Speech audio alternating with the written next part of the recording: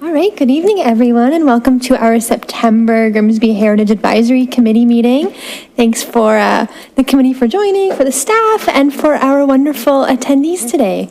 Let's get started with our land acknowledgement. The Niagara region and Grimsby are situated on treaty land.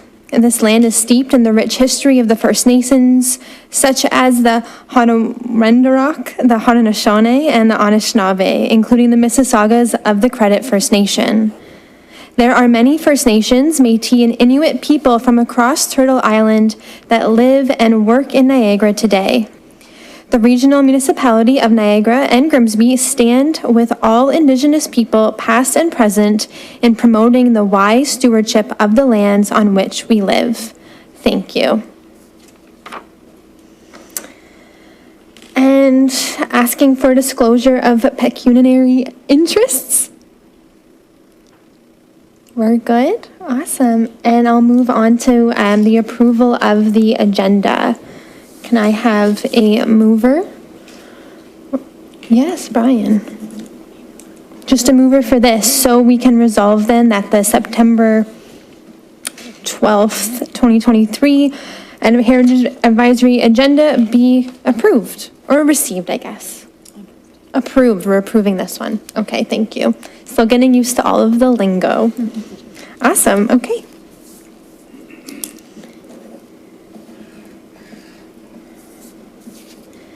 And moving on then to the adoption of the previous minutes. Any questions or concerns about the previous minutes?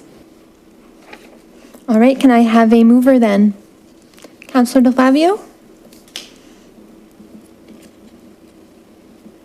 Okay, resolved then that the Grimsby Heritage Advisory Committee minutes of July 11, 2023 be received. And we'll carry that.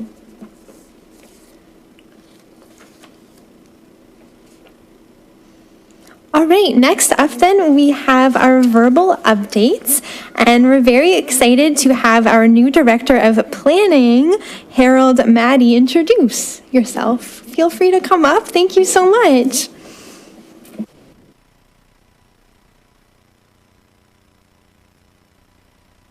Is that it? There we go. Hi. Hi, everybody. I just wanted to introduce myself and you're an important committee of the town, and I just wanted to make sure that you knew that I was here and aware of you, and very excited to continue to work with you moving forward. So I don't know if you know my experience and my interaction with Heritage in particular, but I was a former director of urban design for the City of Toronto, which meant I was in charge of Heritage across Toronto. But at a time when we were overseeing an unprecedented number of heritage conservation districts being undertaken, and a big push on designating and listing projects. Of course, this was a different era under a different provincial mandate, but it was nevertheless an important period of time. Also, in my private practice, I was involved in some very significant projects, including the first commercial heritage conservation district in Toronto, which was Queen West. We undertook that heritage conservation district study. I did the Union Station master plan, and I also did which I'm now beginning to see the fruits of, and seeing the transformation of that incredible landmark over the course of 20 years now, as well as working in numerous neighborhoods, heritage neighborhoods, and writing guidelines for heritage contexts across Canada. So every major city, in fact, except Whitehorse, is one I haven't done yet. So anyway, so I've got a great resource if you're looking for information or you want to pick my brains about things. I'm here, and I'm happy to be part of the future of Grimsby moving forward. So, thank you. Thank you so much. We're looking forward to working with you. Wonderful. Okay, then I'll have a mover then to receive that verbal update from our committee. Here, we'll have Amy. Okay, thank you. So we'll move then that the verbal update from Harold Maddie be received.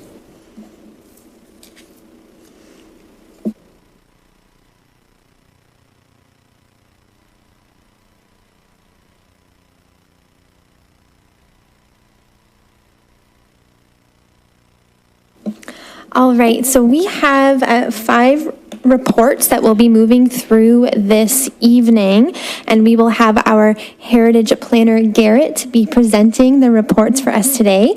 So I'll pass that along to Garrett for our first report. Thank you through the chair. The purpose of this report is to provide the committee with background information regarding the demolition of the modern addition at 251 Murray Street, which is listed on the Municipal Heritage Register. The historic property is located at the corner of Murray Street and South Service Road West. This property contains a large brick dwelling that was built between 1872 and 1876. The historic structure was built by John Brant Moore. John Brant Moore was a member of council in 1887 and 1890. During his time on council, John brought forward the controversial motion to open Murray Street South through the church property, which ended up in courts for years. The property contained 2,300 grapevines and 585 fruit trees prior to John's widow auctioning off the farm. In May 2023, staff were notified that a modern addition to the rear of the heritage structure had been demolished without the approval of council. Staff notified the property owner that they had contravened Section 27 of the Ontario Heritage Act. In order for the property owner to come into conformity with the Ontario Building Code, obtaining a demolition permit is required. Based on the historic photographs of the property, staff can confirm an addition had been constructed on the site prior to 1911. Further, images provided by the property owner taken during the demolition showed that the addition contained modern interior materials such as modern grade lumber, insulation, and a vapor barrier. In summary, Heritage Planning staff recommend that the demolition of the addition be approved to ensure conformity with the Ontario Building Code. Staff recommend that the photos taken during the demolition of the modern addition on 251 Murray Street be provided to the Grimsby Historical Society for their archives. Staff recommend that viable material from the modern demolished addition be salvaged and/or offered to salvage companies to avoid high-quality materials from going into the landfill, including the exterior brick veneer, and that wherever possible, the salvaged materials be reintegrated into the heritage site. Staff further recommend that the property be assessed against the Ontario Regulation 906 to determine if the resource meets the criteria for designation under Part 4 of the Ontario Heritage Act. Thank you. Thanks, Garrett. Are there any questions from the committee? Councillor DePavio? Thank you, Chair. Through you. Just a quick one. So because it was done without permission, now I understand it's not something that would have required, not something that we would have wanted to preserve, but is there a penalty for demolition without a permit? Through the chair, yes. So the contravention under the Heritage Act for demolition is up to $100,000 per property owner. So the way we've been doing that is conducting an assessment against the 906 to see the value of the removed addition. So that's something that's being reviewed right now. And then we're also determining if we would like to designate the building, and that may be something we can look at working with the property owner as an alternative to fines. So we're still looking at that right now.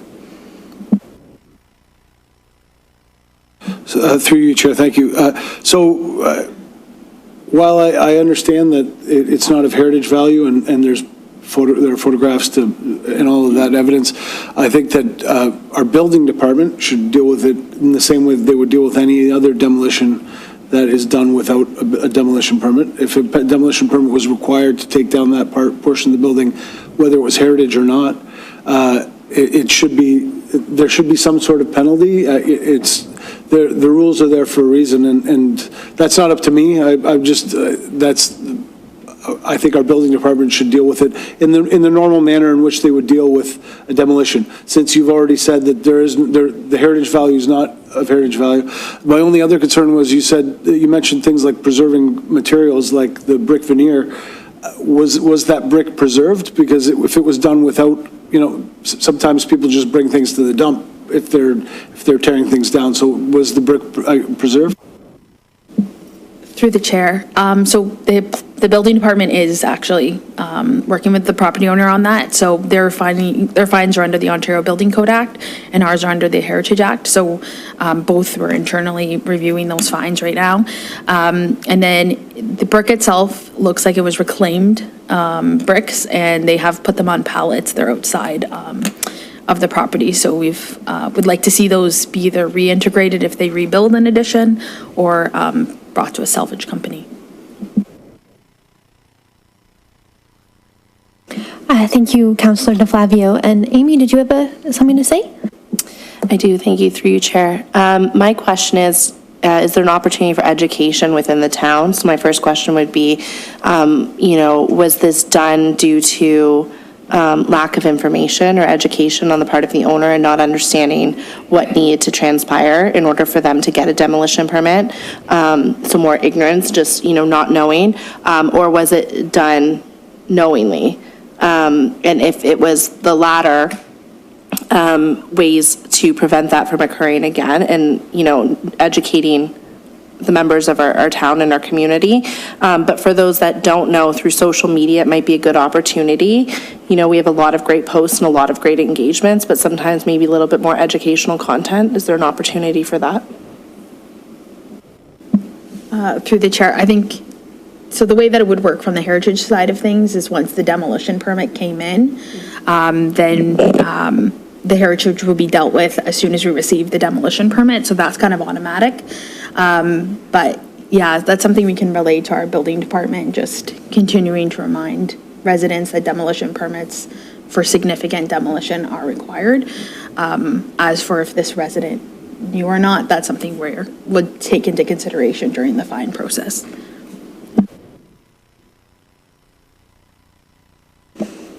Great questions. I had the same questions listed as well. Again, just reiterating how we ensure and communicate to our community that what the proper practices are for dealing with demolitions, especially when heritage attributes are involved. So I'm glad to see that those conversations are happening behind the scenes. And I do like the idea of social media or some sort of education about these things that kind of get muddled under layers of bureaucracy sometimes. So I do like that idea. Thank you. Any other questions? Oh yes, Brian, go ahead. Through you, Chair. I don't want to belabor the point, but I just follow-up question, all kind of on the same wavelength with this one. So this home was added to the register in 21, so not that long ago. Did the homeowners get some kind of a package that says, hey, here's what it means to be on the register? I assume they do, but I don't want to make the assumption, and just I'm trying to, again, think about how do we get this way? I think we had another one, I want to say maybe in April or May, that had done the same thing. They tore down a porch, and so two in a year kind of gets concerning. Are we going to find that property? I think both of those properties they weren't significant ones, but then, the next one could be, and you have a home that gets torn down. So on the same wavelength, I'm babbling on, but just more of a question, when you become on a registered property or actually designated some kind of package that says, here's what you can't do? Through the chair, yeah, so they were provided with a letter stating they've been added to the register, and it comes with a brochure that explains the register and all of those things. Yeah, and we've worked one-on-one with each property owners. I know with the porch one, we ended up designating the site and working with them to put something compatible back on. So yeah, they're kind of one-off cases that we're working with, but I know that is a discussion we're having internally, making sure everyone knows, that these things are required.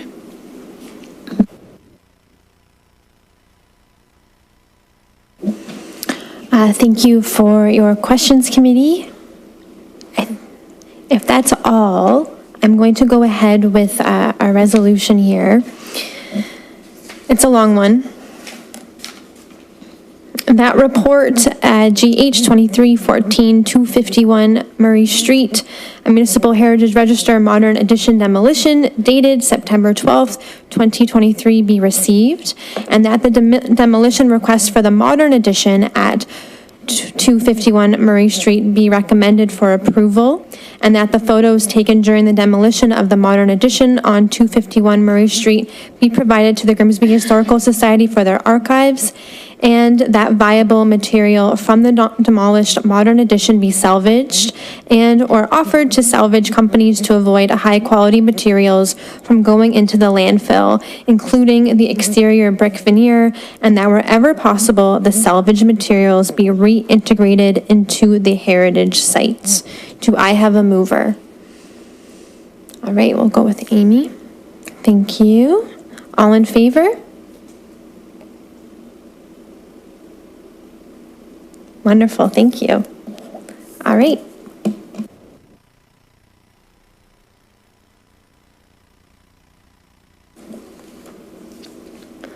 All right, next up we'll have Garrett again speaking on 376 Nellis Road North and a demolition request for the garage.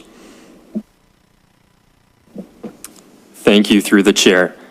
The purpose of this report is to provide the committee with background information regarding the proposed demolition of the garage at 376 Nellis Road North. The property is designated under Part 4 of the Ontario Heritage Act and is known as Lake Lawn. The property was designated because of the strong connection to the notable Nells family. The property owners have submitted a heritage permit to demolish the existing garage, as the current garage does not meet their needs. The property owners would like to demolish this garage to build a new garage in the future that would provide adequate space for their modern needs and storage space for restoration projects.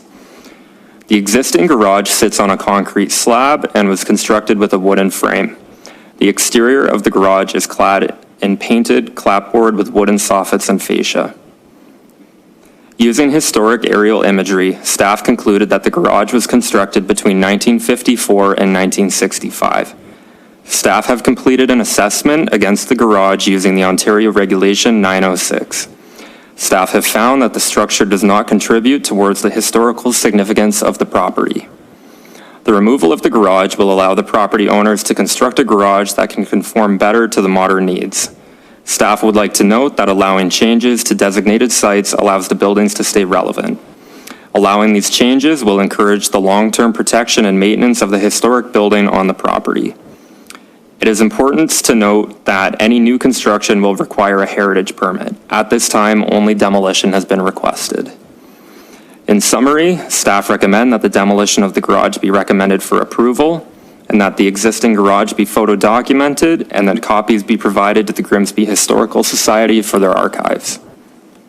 Staff recommend that the original louvered shutters from the designated dwelling at 376 Nellis Road North that are stored in the garage be preserved and stored on site.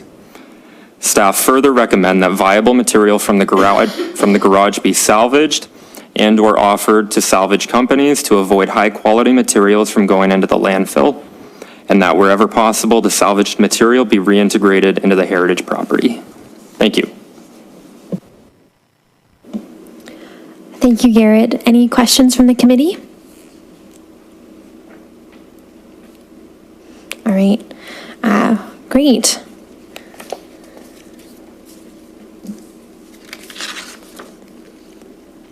Okay, thank you for that research, Garrett. I did appreciate that.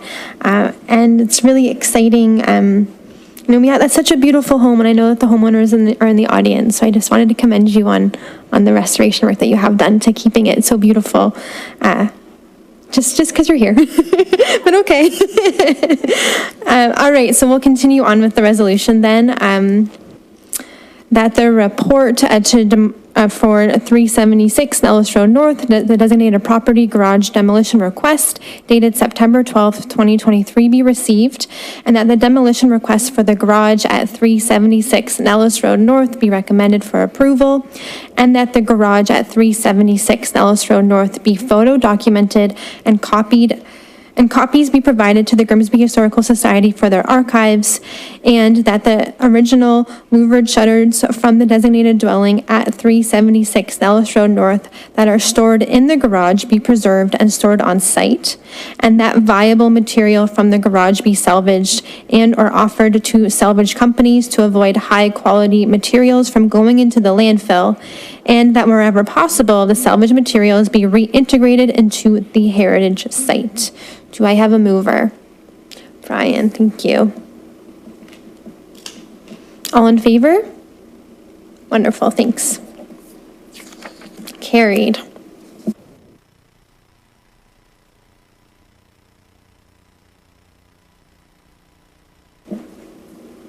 All right, next up is our first designation research report for this evening at 92 Main Street West. Go ahead, Garrett. Thank you through the chair. Staff would like to note to the committee that all property owners have been given notice twice of the proposed designation of their properties. Staff are working collectively with property owners to address any questions or concerns they may have. We would also like to thank the Grimsby Historical Society and community members for their contributions towards the preservation of these buildings. Staff recommend that the property at 92 Main Street West be designated under Part 4 of the Ontario Heritage Act.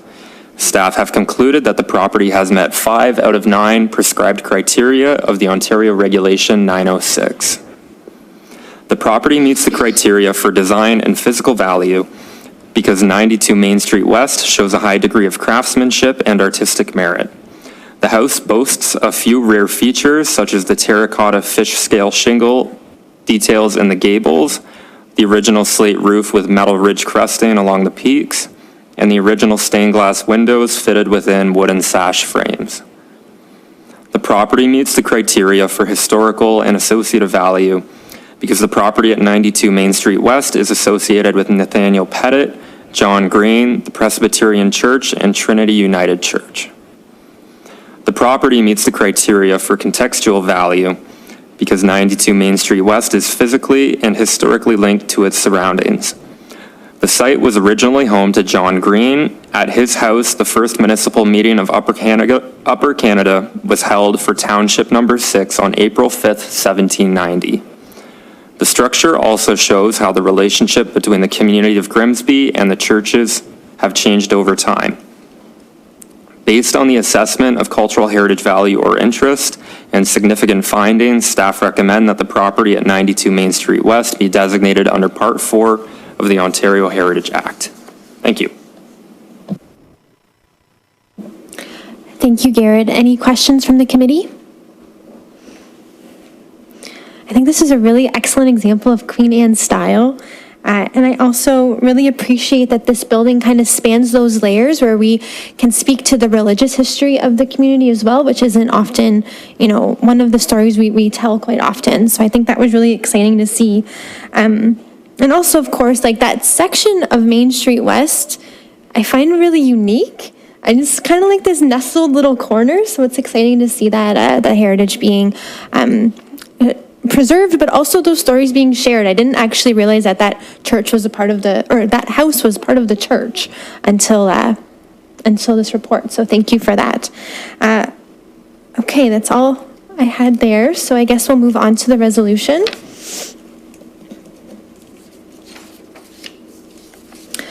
All right, resolved that 92 Main Street West be designated under Part 4, Section 29 of the Ontario Heritage Act, and that a notice of intention to designate be issued in accordance with the Ontario Heritage Act. Do I have a mover? Amy. Wonderful. All in favor? Fantastic. That's carried.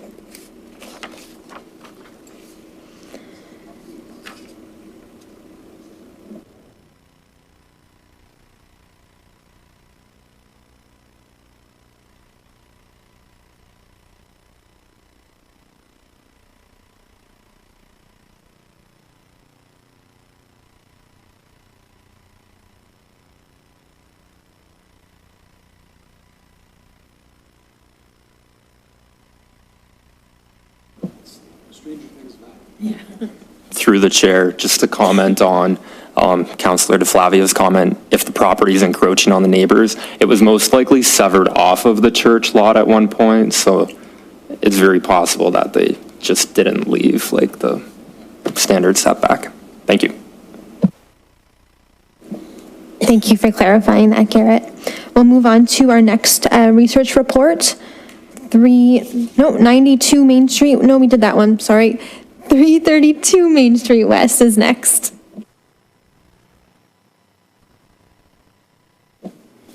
Thank you through the chair.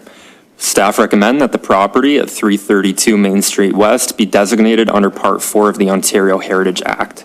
Staff have concluded that the property has met 4 out of 9 of the prescribed criteria of the Ontario Regulation 906.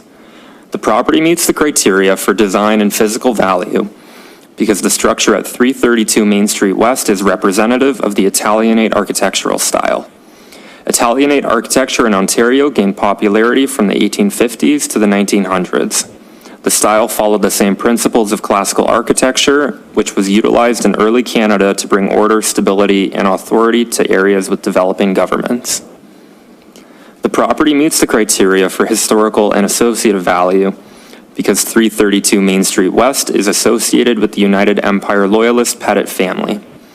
Andrew Hamilton Pettit was born in 1836 to parents Andrew Jr. and Anna Muir Pettit.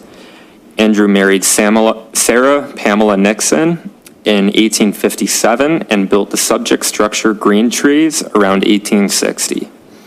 The house was built on the allotted land originally granted to Andrew Pettit. It's believed that this house was close to the site of Andrew Pettit's original log cabin.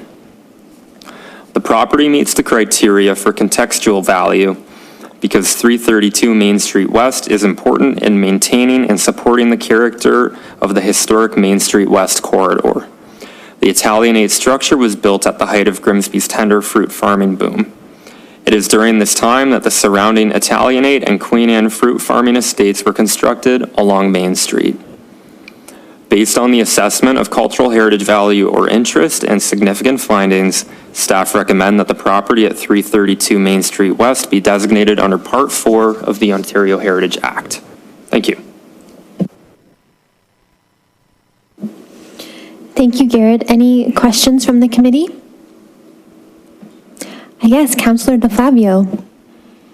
I'm very familiar with this house because it's right across the street, and I grew up walking past it. Sadly, the tree in front of the house that used to have the big bend in it, which probably not a lot of you are familiar with, but I don't know, it's got to be more than 100 years old. The evergreen in front of that house had a large branch that was bent early when it was young, and it was an incredible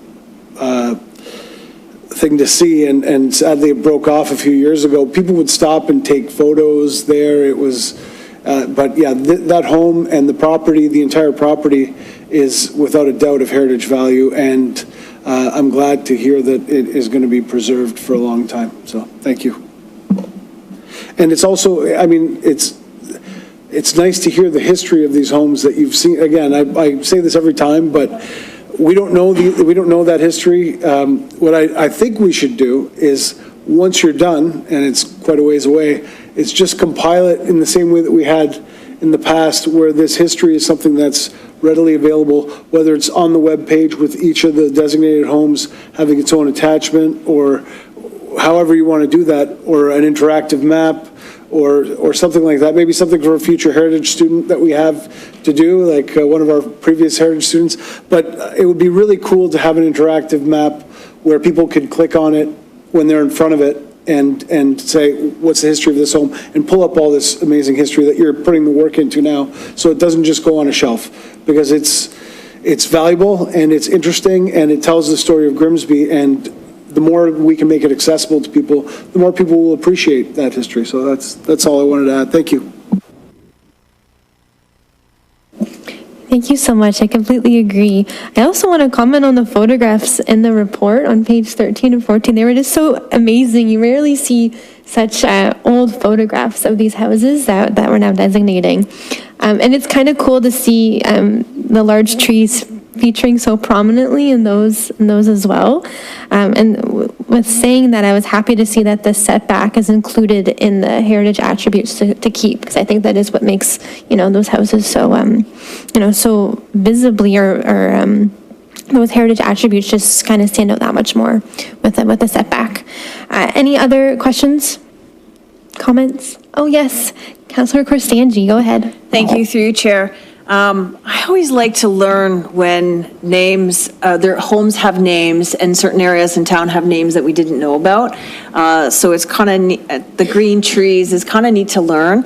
And I think perhaps in the future, maybe something to teach the history is sort of a scavenger hunt of, give the names and have people find the locations and stuff like that. It would be a great way to teach heritage and get people interested in it. But I'm always happy to learn things I didn't know about some of the houses. So the name of the house was pretty neat. So thank you. Yes, thank you for that. And Amy, you'd like to respond also? Through you, Chair, just a fun fact, which I'm sure you all know, but this was also in a movie, a Christmas movie. So my daughter also refers to it as the Christmas house every time we drive by. But I just think, in addition to your point, even fun facts about these homes, coffee book tables for future generations as well, but to preserve and opportunities to raise money for the town or for Grimsby. I just think, this house is a focal point. Even when you come down Wolverton, it's the first thing you see, right? So just really interesting. I'm glad to see it's being designated. I was just going to add, yes, the pop-ups, did you know this was featured in Hallmark's Christmas in Montana? It is a cult thing though, because the people who watch those Christmas, I've never watched it, but the people who watch those Christmas movies watch those Christmas movies. So they go on, they start, I think, in November, and they go all the way through the season. So yeah, I mean, it was neat to see it filmed there and the sled out there and stuff. So that was pretty cool. Well, that's fantastic. And now I have a new movie to watch. I had no idea. Awesome. Okay, so we'll go ahead then with this resolution. Resolved that 332 Main Street West be designated under Part 4, Section 29 of the Ontario Heritage Act, and that a notice of intention to designate be issued in accordance with the Ontario Heritage Act. A mover? Councillor Kasanji, thank you. And all in favor? Thanks. All right, that's carried.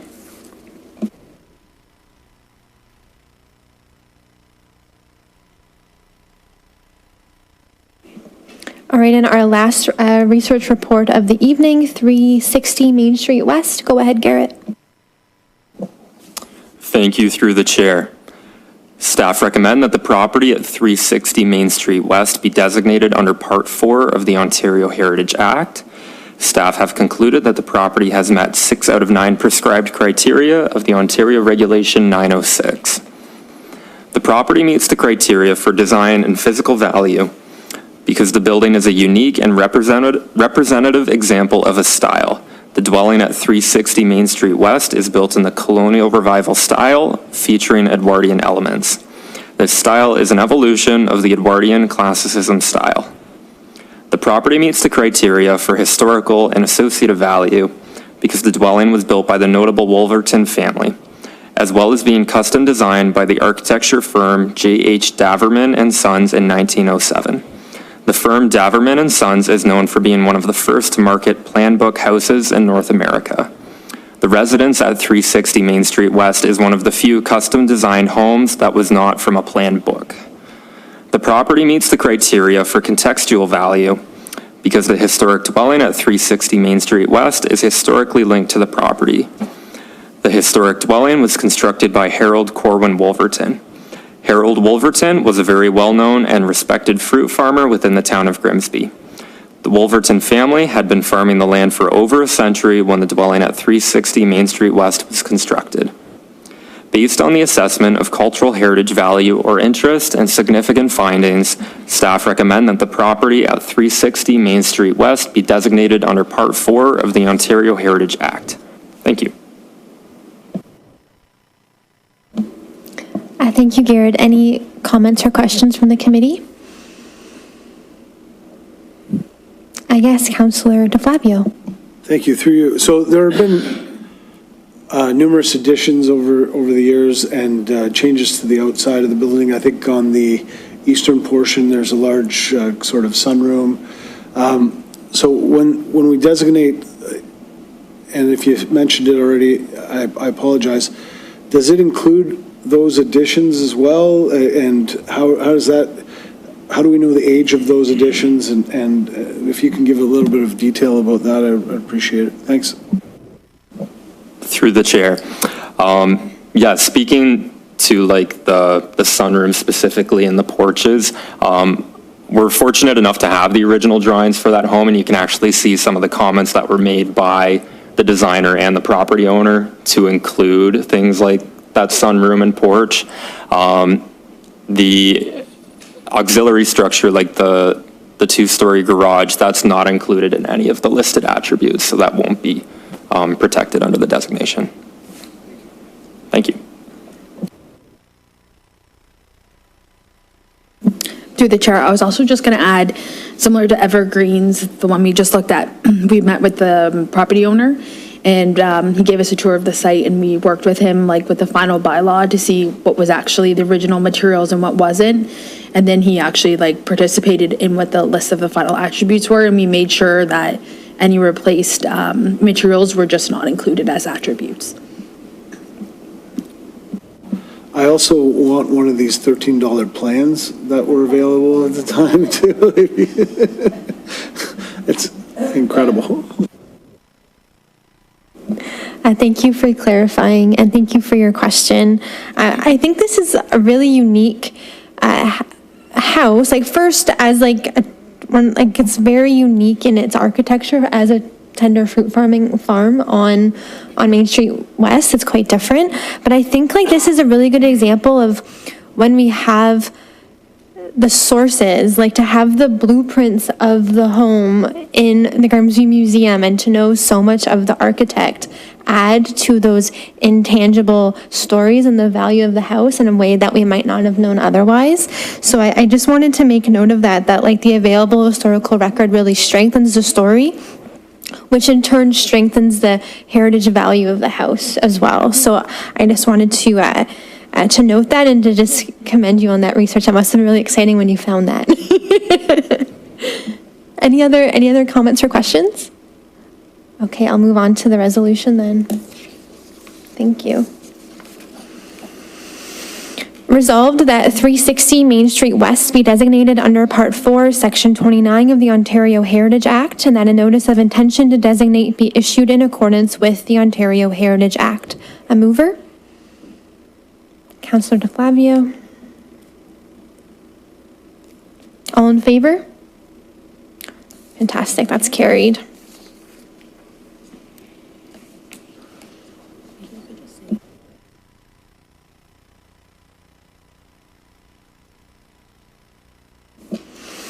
Okay, so we have had a couple new business items come up, so we'll do those under announcements. And does anyone, I had something I wanted to bring up, but if anyone has anything they wanted to address first, you're welcome to go ahead. Yes, Brian? Through you, Chair. Just a question for town staff. We've had a lot of properties that have been designated in the last year. Do we have plaques that are, like, is there plaque presentations coming up at all? Like, is that something we're planning for the fall at all with the amount of homes we've been doing? Through the chair, I'm actually bringing a report to the next meeting. So we have like an allocated budget for plaques each year. So we're going to use up the full budget we have, and then maybe we could talk about, I don't know if we want to do one every other year so that we can do more of them together. But we'll be bringing a plaque memo for it. And then what we did is we put some names, dates, and like information on the plaque. And then ultimately you guys will review those plaques and see that you're supportive of the names. And then we'll put the order in to get those ones processed with this year's budget. That's the idea. Great question, Brian. Something that I wanted to bring forward under new business is a motion to establish a working group that focuses on outreach and engagement in the community.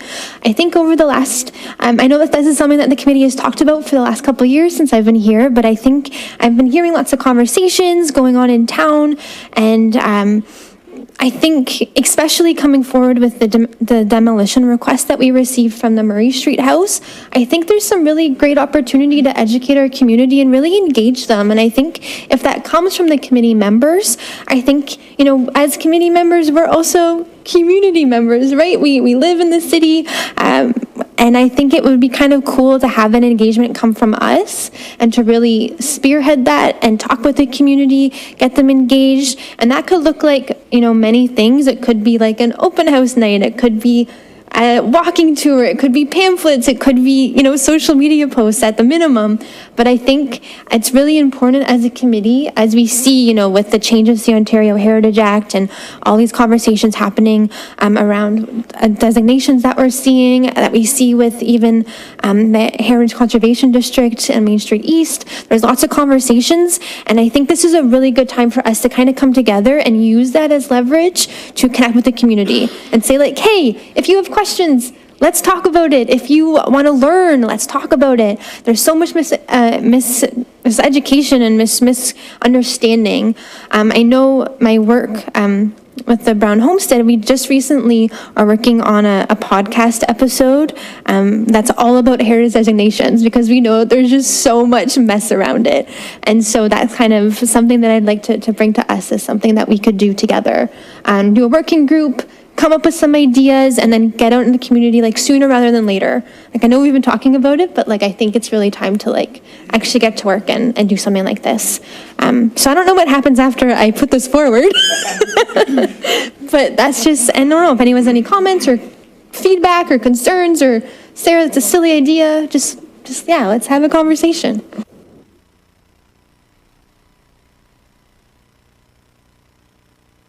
I am volunteering, yes. I will be the one-person working group. Yes, go ahead. Thank you, through you, Chair. I think it's a great idea. I think that there is a need for communication and education with the Heritage and the Heritage Act and what it entails and the differences between being on the register or being designated and different things like that. So I think it's a great opportunity to promote heritage, but also to use it as an educational tool so homeowners are aware and different things like that. And I love using different avenues. So, sort of like an open house or like an educational thing, and then different avenues at events and stuff like that. So I think it's a great idea. Wonderful, thank you. Anyone have any other questions, comments? Yes, Brian, go ahead. Didn't even have to raise my hands. Through you, Chair. I think it's a great idea. I guess it's just a question probably more for town staff, because I know we've done some working groups outside of this, because we have to be careful not to have quorum, right? Or can we just, functionally, how would we put this together? Would it be directly connected to the committee meetings, but something we do separate? What does that structure look like just from a process standpoint? So through the chair, you guys can make a recommendation. Ultimately, council will approve you of having this working group. And then I will confirm with clerks, if what our quorum is, if there's any opportunity for us to have more than quorum. I have to double check that. Right now, quorum would be half the committee. So that wouldn't really put a lot of spots for everybody, but I know everyone really wants to work on it. So I'll just have to confirm that, but I would recommend you pass a resolution tonight saying you want to establish the working group, and then we'll just on the back burner get the information. Maybe we just have two groups and we just pair you off half and half kind of thing. But I'll confirm that, but I would pass a resolution tonight. All right, so Bianca very kindly drafted a resolution here, so I can read it and we can make sure it works. Resolved that a working group be established that focuses on support to the community. Yeah. Yes, Amy, go ahead. Through you, Chair. I just had one other question, in conjunction with what you're proposing. And Councillor DeFlavio, maybe you'll have better insight into this, but for me, I'm a huge believer in education in the youth, right? And opportunities. I love history. You're a history teacher, I believe, right? And I was wondering if there's opportunities for us to discuss the heritage homes in the schools, right? And opportunities to create fun projects, art programs, having younger primary students drafting photographs or doing class projects. And then in conjunction, we'd be able to share that in the community. It'd be exciting for the children. The parents would be involved because they would be part of the homework assignments or whatever. The teachers would become engaged. I just think there's opportunities to take it even that next step. Through you. During one of my earlier terms on council, we did create the Heritage Art Contest, which ran for a long period of time. This committee worked with elementary schools, and we had members go out and publicize it in the elementary schools, and it was an art project where kids drew part of Grimsby's heritage, which was always a lot of fun. The ceremony where we gave out awards was always a lot of fun. We had it at the art gallery. I think that it kind of got tapped out over time, maybe COVID. I don't know why it died off, but it did. The only issue is, from a curriculum perspective, heritage doesn't fit in to any elementary curriculum. And so the teachers could make it part of art, but it is difficult to make it part of history because every grade level has its own history that they're dealing with. And while there is some, so for example, early Canadian history, like 1800s, early modern Canadian history, in grade 7 and 8 curriculum, it would be difficult to relate it to heritage, other than maybe the Nellis stuff that, where you can relate it to the War of 1812. So we've tried, and I think that the Heritage Art Contest, if somebody's willing to take it on, and we can work with our new gallery director, would be a great thing to do.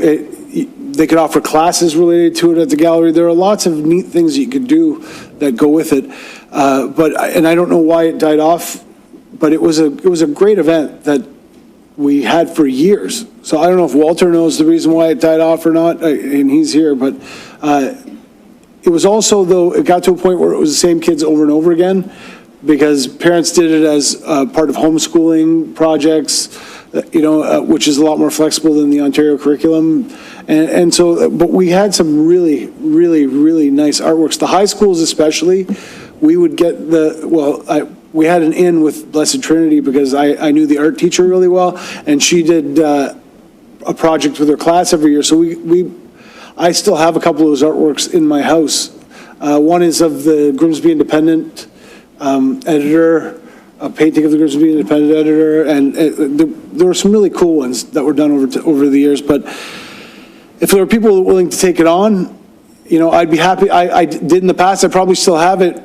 Tried to draft curriculum-related expectations. I'd have to look at the newest curriculum and relate it to curriculum. But I'd be happy to put together projects that we could give out to the teachers so that they can just take that and turn it into a project for the class. We might want to offer canvases, or like from the dollar store, that they offer materials that they can use to do that. I know that Heritage doesn't have a huge budget, but we have some money, and those things are not super expensive, those types of things. So there are lots of things we can do, and if there's something I can do to help, I'm happy to do it, especially when it comes from a curriculum perspective. I'm happy to look at the curriculum and draft some projects and things like that. So if that's part of what the committee does, you can count me in for that. I don't know that I have time to be part of a committee like on a regular basis, but for those types of one-off things where I could just do research and put an assignment together or a project together, I'm happy to do it. And I'm sure that my wife, who's an art teacher, with me being having a history background and her having an art background, together we could come up with some pretty neat stuff, I'm sure. So I'm happy to do that. Through you, Chair. Thank you. No, that's great. It's definitely something I would like to explore if this gets moved forward. Thanks. Yes, absolutely. I love that idea. That's definitely something we can talk about and hopefully do something with at the working groups. Okay. Well, Brian, yes, go ahead. Through you, Chair. Just there's a lot of really good ideas here, and more of something to consider. Do we want to have an initial, just like offline conversation, brainstorm, and then go to the committee with, here's what we want to do, and here's kind of the objectives with it? Because it sounds like there's a ton of stuff we could do. We're probably going to have to narrow it and focus it to be able to actually achieve some of the stuff. And it might just, to get the committee's support really to answer those questions, what are you going to do? What are the objectives? What are the kind of the main things? So just maybe a quick, chat post-meeting at some point in the next week or so, and then we can take it to the committee with, here's more of the idea kind of flushed out. Yes. Sorry, I don't want to interrupt you, so if you were going to speak on. I just wanted to ask what the recommendations were about how to, if it's a good idea, if we should flesh it out a little bit more, or like put it to council now and flesh it out later?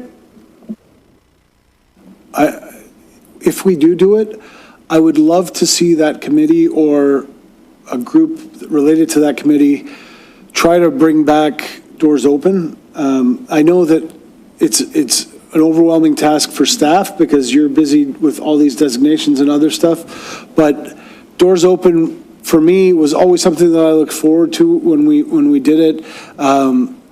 It gave us as a community opportunities to see into homes and places that you don't normally get into. It's a great, again, educational tool for the community because it brings a focus to heritage. So if we could make Doors Open part of that working group's mandate, or, even there might be people out there that are willing to be part of a Doors Open committee that can be a subcommittee of heritage. I don't know how we would go about that and how other municipalities do it. Staff might have a better idea of that. We always did it as kind of part of this group, and staff did a lot of work, and everybody it was all hands on deck the days of where we ran the tours and things like that. But going up to that point, it was our staff did a lot of work organizing those things and talking to property owners and getting us in the door. So I think you've built a lot of relationships over the last few years because of all the work you've been doing. So that might give us an opportunity to get into some of these homes that where you've been, you said you had a tour of, and you've said that more than once. If we can get in to see some of these places, I think that would be a great experience for people, especially some of those ones like Lake Lawn where they've put work on the inside and the outside to preserve the home. It would be a great opportunity even for other heritage homeowners to see, best practices and what people have done to preserve their home and to bring back some of those heritage features on the inside. So anyway, I don't want to run. I've already said way more than I needed to say, but if we can include Doors Open as part of that, I would love to see that.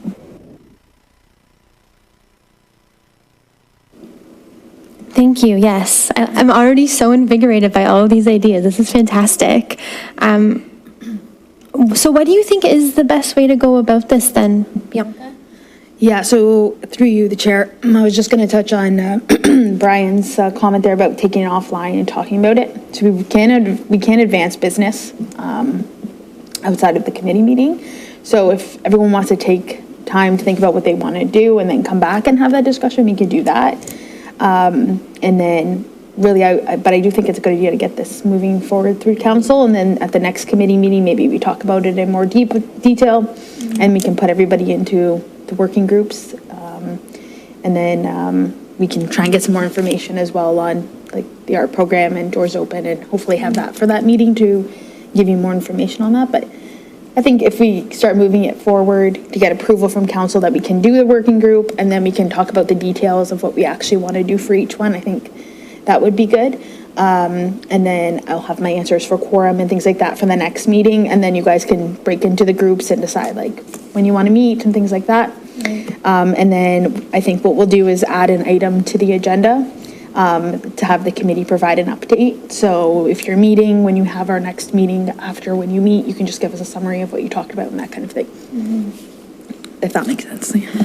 Yes, that sounds fair to me. I do wonder if we do kind of build the momentum now and kind of put the motion forward, see what council says, and we can narrow the motion to include like engagement or education in the motion, and then that way council has like a little bit more of an idea of what it is. I don't know if that could balance kind of what you're, because I totally, I understand what you're saying, Brian. So I wonder if we kind of like, we could even add so that a working group be established that focuses on support to the community, including engagement and education. I don't know if that's enough, if that's something that we're comfortable putting forward. Sounds. I was looking for wording, but yeah, then we'll just need a motion to carry it forward, and then it looks like then council will approve whether we can do that or not. Through the chair, yeah, so the motion will establish that working group, and then once that's established by council, then you can start meeting. Yeah. All right, folks. So we will move that a working group be established that focuses on support to the community, including engagement and education. Do I have a mover? Amy. I've been writing as you were speaking, trying to put it together because if we're doing it as a notice of motion, do you want like whereases, do you want it to do it like a formal? Okay, so I'll read this and we can tweak it, so whereas the Grimsby Heritage Committee, are we called Heritage Grimsby or Grimsby Heritage Committee? Okay. Whereas the Grimsby Heritage Committee recognizes the importance of public education and engagement, the potential benefits of revisiting Doors Open, and the need for community support in matters related to heritage preservation. And whereas, sorry, I'm editing as I go along because I was writing really fast. Whereas it is essential to establish a dedicated working group to address these objectives and facilitate these initiatives effectively. Now therefore be it resolved that the Grimsby Heritage Committee hereby establishes the Grimsby Heritage Committee Working Group with the primary objective of public education and engagement, exploring the possibility of revisiting Doors Open, and providing support to the community in heritage preservation matters. The working group shall operate in accordance with terms of reference outlined in the town's committee working groups, terms of reference. I don't know how we would have to word that. The working group shall be composed of members representing various stakeholders. And what else do I have? I'm sorry, this was in point form. And the working group pursue funding and resources through grants, donations, and partnerships with local, provincial, and federal organizations to support its activities and initiatives. Just something like that. Is that something that everybody would be okay with? I could fix it up, but that's the gist of it. Does that work?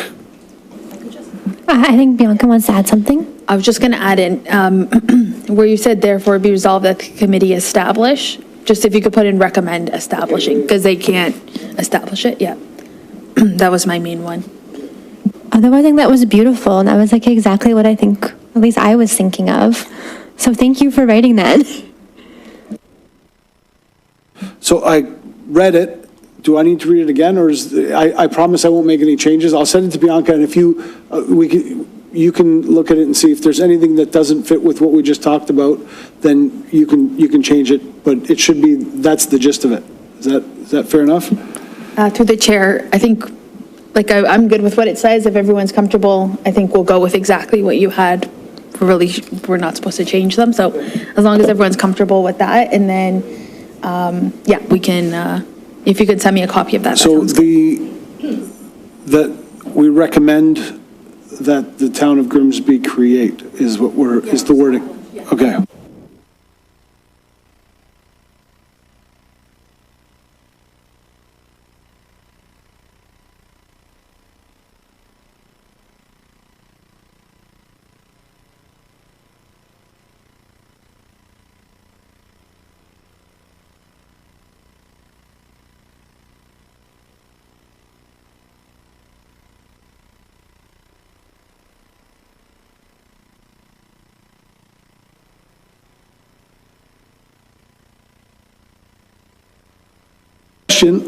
That you could probably answer, because it's not for me, it's for everybody.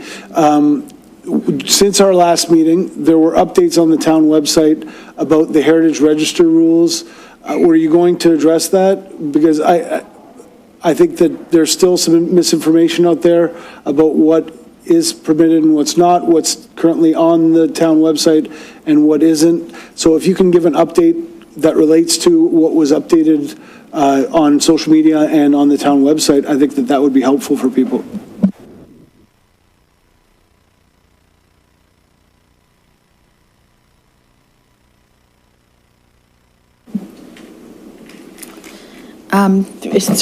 Through the chair. Yeah, so the province required us to provide the property owner's information, a description of the attributes, and a copy of the legal description for properties on the register. So initially, we were directed to do that for all properties on the register, and we've since been informed that it's only the designated sites. So currently, there's nothing on the website, and the plan is we'll update the website with the legal description of the site and the character defining elements and the reason for it being included. And then we'll be sending a letter to each of the designated property owners, letting them know this will be happening, and for them to provide us a copy if there is any safety concerns before the information is uploaded to the website. But as of right now, there's nothing on the website, and it's been down for probably about a month when we received some concerns over safety, and those have since been addressed.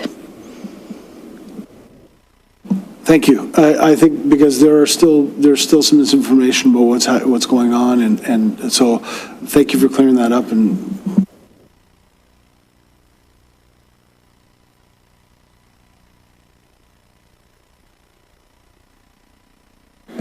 All right, so we're just waiting for, well, first of all, thank you, Bianca, for clarifying the Heritage Register. I know that was a lot, and I appreciate the work you're doing to put the proper information into the community. And now we wait for our updated resolution. Thank you, Councillor DeFlavio.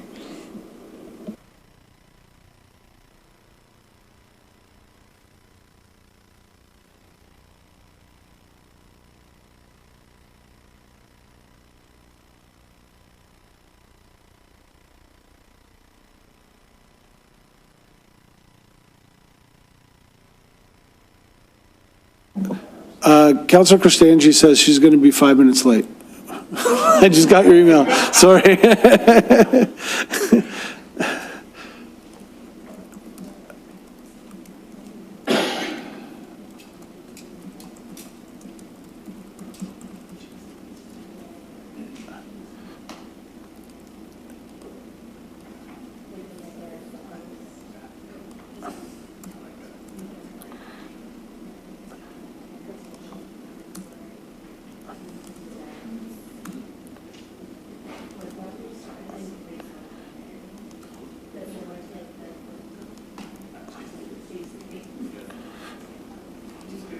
Okay, I sent it, so have a look and make sure it's okay with you, and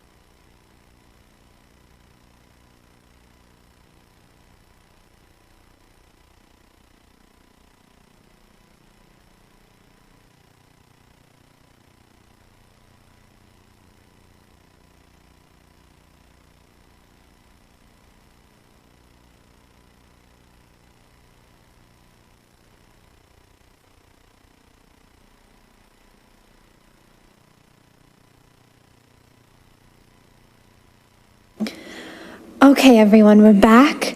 Thank you to everyone involved for writing this. I really appreciate the effort that went into that. So we are going to be putting forward a resolution rather than a notice of motion. From my understanding, the notice of motion would require like an extra waiting step or something. So this will just recommend it right to council, and then it will just be a quicker, a more smoother process for actually getting this going.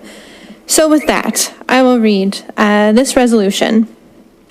Whereas the Grimsby Heritage Committee recognizes the importance of public education and engagement, the potential benefits of revisiting the Doors Open initiative, and the need for community support in matters related to heritage preservation. And whereas the Grimsby Heritage Committee feels that it is essential for the town of Grimsby to establish a dedicated working group to address these objectives and facilitate these initiatives effectively. Now, therefore, be it resolved that the Grimsby Heritage Committee hereby recommends that the Council of the Town of Grimsby considers the establishment of a Grimsby Heritage Committee working group with the primary objective of public education and engagement, exploring the possibility of revisiting the Doors Open initiative, and providing support to the community in heritage preservation matters, and that the working group shall be composed of members representing various stakeholders as outlined in the Grimsby Heritage Advisory Committee terms of reference, and in its initial term shall be 1 year, renewable upon mutual agreement and based on the achievement of objectives, and that the Grimsby Heritage Committee endorses the working group's pursuit of funding and resources through grants, donations, and partnerships with local organizations, the provincial and federal governments to support its activities and initiatives. And I think there might be more. And that the Grimsby Heritage Committee expresses its commitment to promoting and preserving Grimsby's heritage for the benefit of current and future generations through the work of the newly established working group. Do I have a mover? Councillor DeFlavio, thank you. All in favor? Fantastic. Thank you so much, everyone. That's exciting because that is carried. Woo!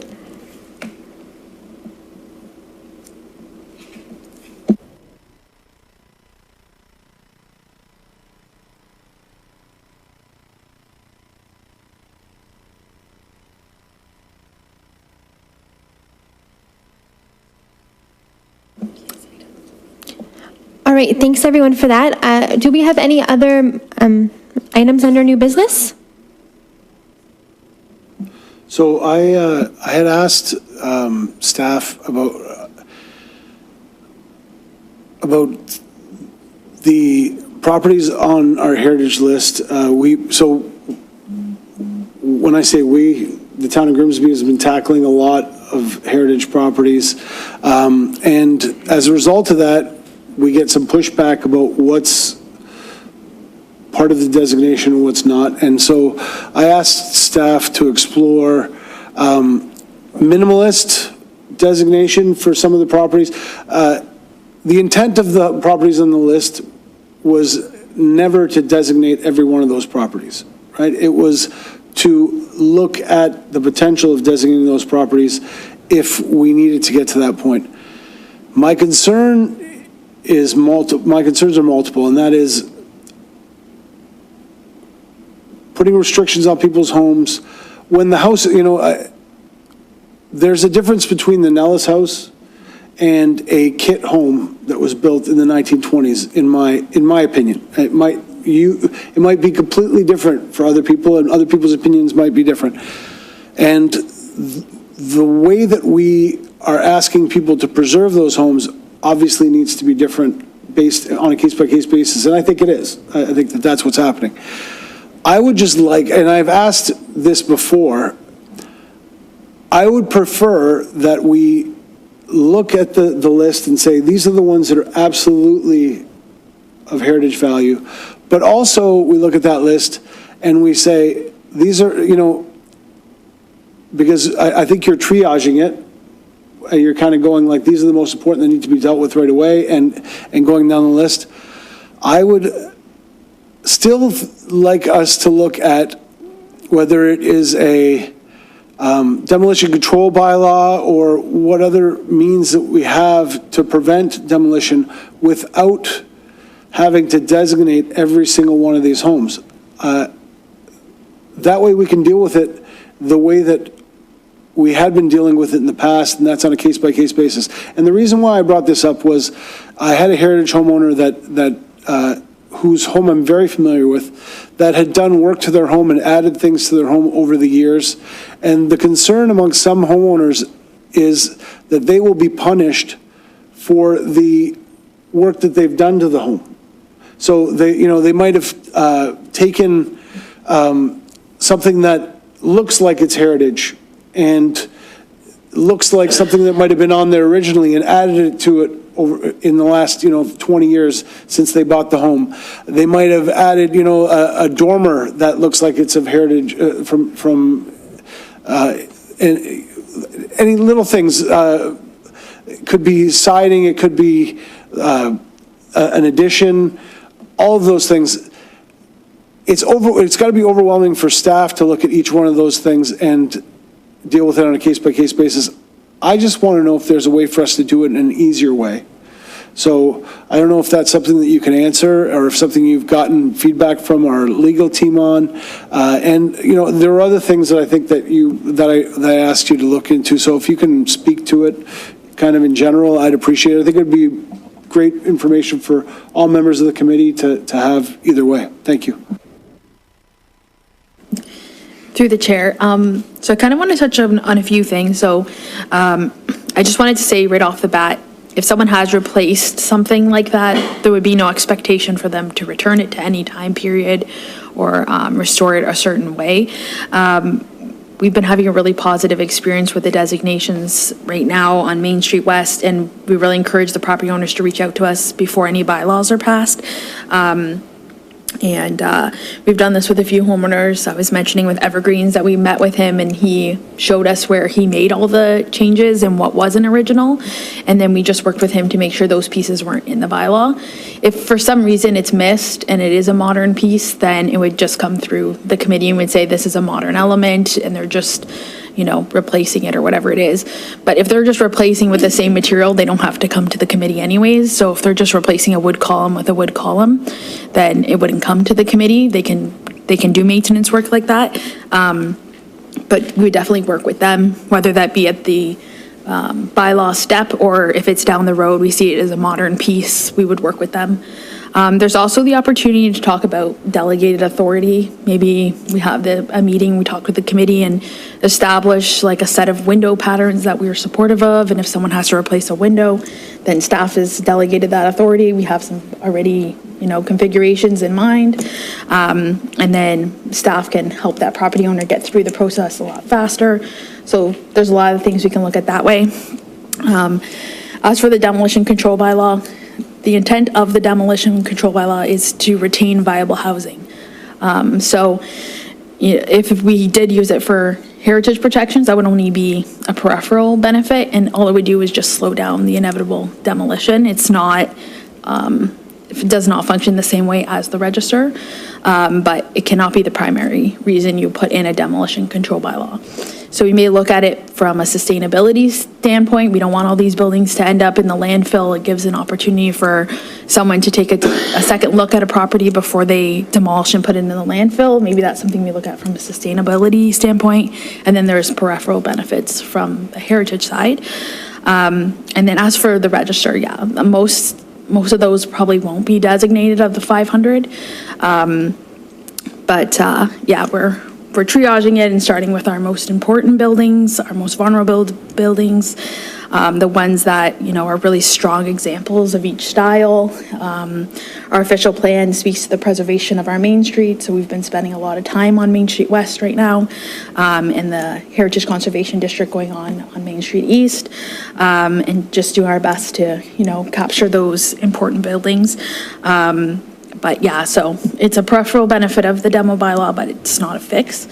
In the future, maybe we can have a list of this list be something we use as an internal tool. So if we meet with an applicant for an application, we can say, this is a site that has potential cultural value, and just flag it at the beginning, and also do our evaluation at that point. And so it's not as reactive. But the function of the register, there's really no other comparable tools that will put that back. So this is really our chance to protect these buildings through the designation. And I think our Main Street is a really important piece of our history, and you only get one chance to preserve that corridor. And so, we've been spending a lot of time there, but there's a lot of areas in town with that value. So yeah, those are just some of my thoughts on that. Through you, Chair. Thank you for that. I think that it's important to recognize that throughout the community and throughout Grimsby's history, many changes have occurred to these homes over time. And while some of those changes are not positive, many of them are. And the way that people use their home is different than it was in time period. So I think, for example, I think of Nellis Boulevard, where there have been lots of additions put onto the backs of homes over time, but the character of the street remains the same. So I think the goal of any of this, in my opinion, should be preserving the character of the community, preserving the character of the street, and preserving the character of the home, but allowing people to make changes to their home, whether it's, and again, not every house is the same, so please don't misunderstand me, but changes to their home that allows them to modernize their home and to make that home functional in the 21st century. And so I don't want to I want to make sure that our bylaws, when we designate these homes, are not so prohibitive that people can't make the kinds of changes that have been going on for hundreds of years. Nellis Manor itself has an addition where people live to this day. It's part of what happens to these properties over time. So I want to make sure that the house is still usable and it can still grow. And so I'd like to see the types of restrictions that we put on the houses be as minimal as possible while preserving those characteristics that we think are important. And that might be your goal too. I just don't think that people feel like that's our goal, if that makes sense. And I don't want it to be overly prohibitive, and I don't want it to be a hindrance on people's ability to use their home and for the long-term sustainability of that house, because people need to be able to fix up their windows and modernize their home and put on double pane or triple pane glass, and sometimes take out walls and put in insulation, because a lot of these homes don't have any modern, they were built at a time where heat didn't cost money. So they don't even have, they have R2 insulation in those walls. They've got like horsehair and wood. So I want to find that balance between the preservation and innovation and modernization. So I hope that that's a goal for all of us, and I think I've said enough. Thanks. Through the chair, I was just going to add, we absolutely agree that these buildings have to evolve, and I think tonight's Nels Manor property was a good example where, they need a bigger garage, and so we're working with them to get something that's compatible, but it also needs to happen. But I was also going to add, there's a lot of benefits to the designation as well when it comes to those alterations. We're not trying to stop them, we're guiding them. So if someone wants to put on a new addition, we're making sure that the new materials and the old materials are being compatible. If they want to replace their if they want to put insulation, first of all, designation doesn't apply to the interior, but, we've worked with property owners to make sure they're putting in those adequate air gaps, because the systems are not the same as modern systems. And so our goal is to make sure that whatever they're doing to these buildings, it's not hurting them in the long run. So these rules are intended to help preserve the building long-term, not to stop change. So designation is not intended to stop it, it's just to guide it and make sure that what they're putting in won't hurt the buildings. And then, that is something we work one-on-one with the property owners with. And I think delegated authority is something we probably should look at when it comes to certain things so that they don't have to wait to go all the way to council for approval. If that's, windows, if that's, adequate doors, whatever it is, that's definitely something we can talk about. And maybe we have different scales for different types of houses, because some, like Nell's Manor is obviously different than, some of these other ones that have been more modified. So yeah, I think there's a lot of options that way. Thank you. Thank you for bringing that forward, Councilor DeFlavio, and thank you for your response. I think even just to add to that, I think that's why the education piece is so interesting. I think there is a lot of misinformation out there about what heritage homeowners can do to their houses once they're designated. And, I think the town's here to kind of guide what that looks like. And in a way, it's kind of cool to have a designated house and all of a sudden have a town person on hand to just ask questions to. So I think there needs to be a way to frame heritage in a new way in the community.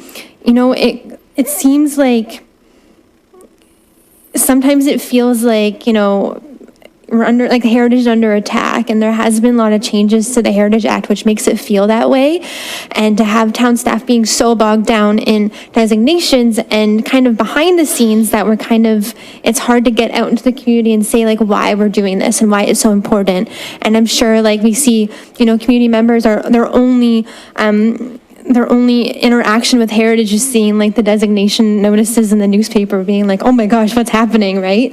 And so I think that's why the education piece is so important, and to have those conversations, kind of democratize heritage also, and be this is something we're all involved with. This is a community grassroots, it can be a community grassroots thing. And so that's why I want to see more of that education piece and getting people involved, saying, hey, if you have questions about what this means, this is where your people to ask. Because sometimes I feel it's we're behind closed doors doing it, and that's not how it should be. And so I think if we're out in the community really having those conversations, hopefully we'll see that change, and people won't see it as an attack the way that it might come across. Is my perspective to it. So that's why I'm excited for the working group, everyone. I guess, Councillor Kristanji. Thank you. Through you, Chair. Just to add to what Councillor DeFlavio said, one of the things I have concern with is the added cost we're putting on homeowners with having heritage permits or having heritage impact assessments before they even get permission to do whatever they want to do.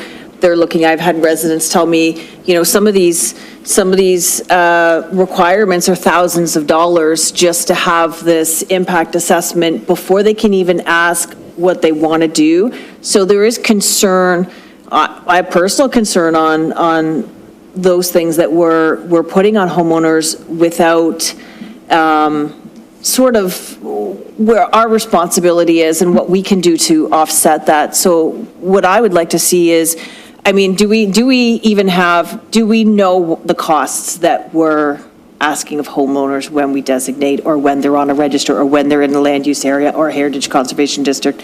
We should know that.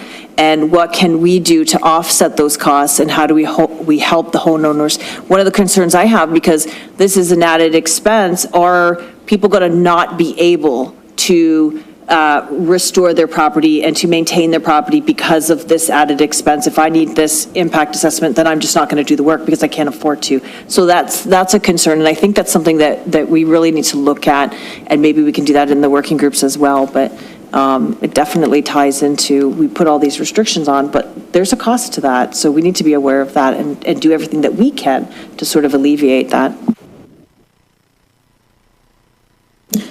Through the chair, I just wanted to note, so the heritage permits don't have any fees for the residents, and the average resident, when they apply for their heritage permits, they're not getting heritage impact assessments. That's actually one of the benefits we have at the town, because we have professionals on staff.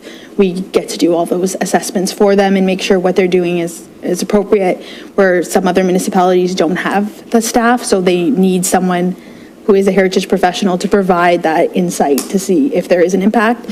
Heritage impact assessments are typically for larger scale developments. So, for example, in the beach, residents wanted within the Grimsby Beach secondary plan to have more guidelines in place for vacant parcels because they wanted to make sure when infill came in, it was compatible with the existing character of Grimsby Beach. So when an assessment is done in that way, it's not only just looking at the adjacent heritage properties, it's actually looking at the whole of Grimsby Beach. So it's giving an opportunity for that assessment to be done. Is there any impacts to the overall character of the area? And then in areas outside of Grimsby Beach, we also have official plan policies for adjacent. So if someone is building a new house next to a heritage building, we're just making sure that the assessment is taking into consideration the character of the area and that it's compatible. So it's more for larger.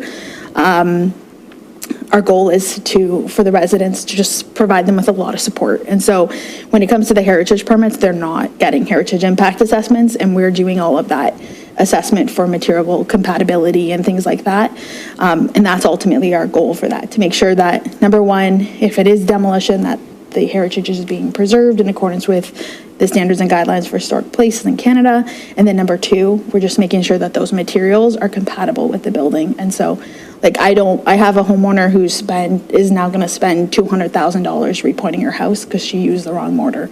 So we don't want that to happen. So that's why having these mechanisms in place, we can make sure that doesn't happen again. So that's just an example of the benefits of it, but it's definitely not a requirement for all heritage permits to have the impact assessment.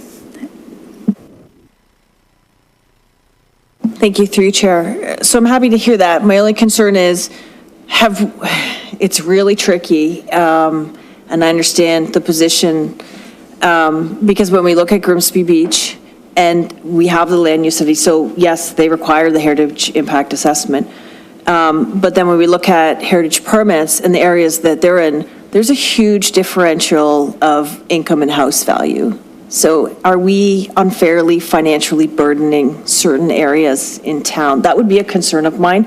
And I understand why we have to do it. I'm just thinking that perhaps we need to explore, like we were looking at a property tax with heritage or something like that, just because, I mean, if it's just on a vacant parcel, but that doesn't mean that, you know, it's tricky because it's thousands of dollars, and residents have had consultants refuse to do it because of where they live and stuff like that. So I think it's really tricky because we have different rules in different areas.